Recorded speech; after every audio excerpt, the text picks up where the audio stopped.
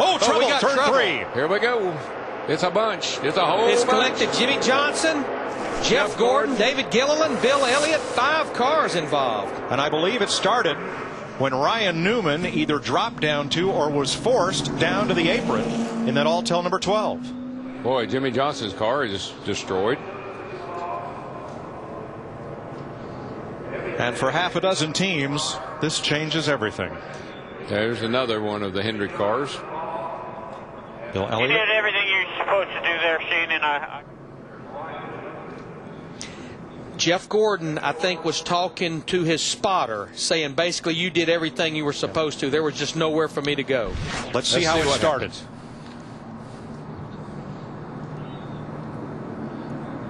Oh, the 7 just got down underneath Ryan, and Ryan had no idea it was there.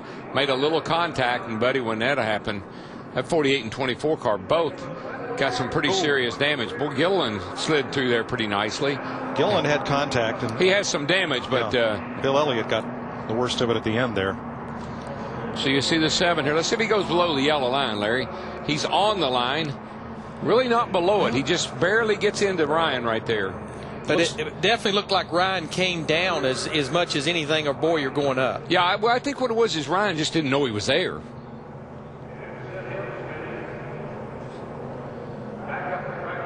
Watch Jimmy Johnson and Jeff Gordon just in the blink of an eye.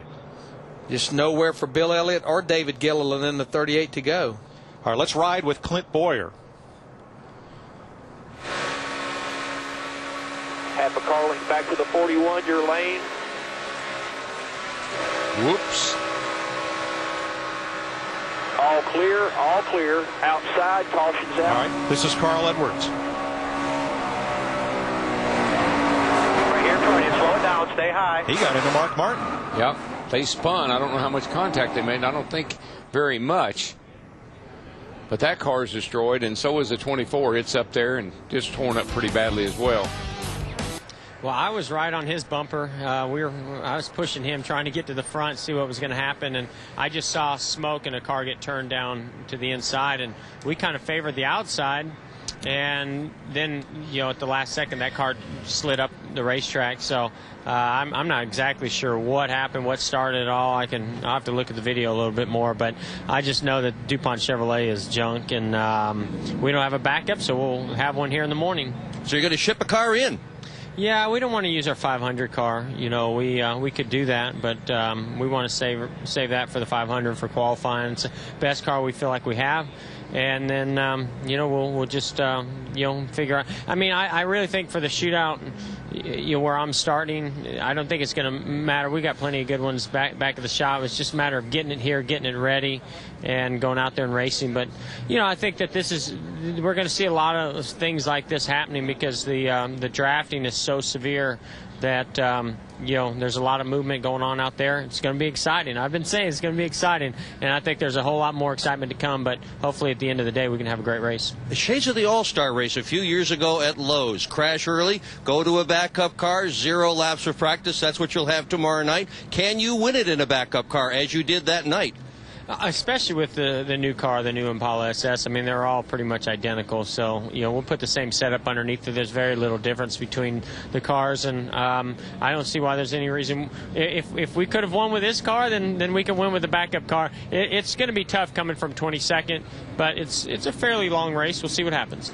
Unfortunately, got into the 12 as he's spinning back across the track, and I hit him hard, got hit a couple more times, and that car's done. So now what do you do? Have you got a backup for the shootout, or do you have to use your 500 car?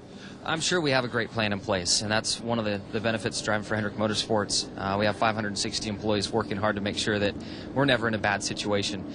So I'm sure we've got another great race car ready to go, and we'll be fine for the shootout. And then if we, God forbid, need another backup come the 500, I know we've got a lot of bullets left. Just wrong place, wrong time. Clint stuck his nose underneath me, and it was either turn right, going into the corner with a guy on the outside of me, and or count on him checking up. And he said he checked up, he just didn't check up enough, and said he didn't mean to turn me around, but that's kind of the way that happened. I saw you pop there into the 07. Is that the conversation you just had with Clint? I asked him, I said, just tell me your version. It's part of what happens at these types of racetracks. Everybody's trying to make these cars stick, and that really wasn't that part of it, but just unfortunate. And do you guys have a backup here? What do you do here from a car? And we got one on the way.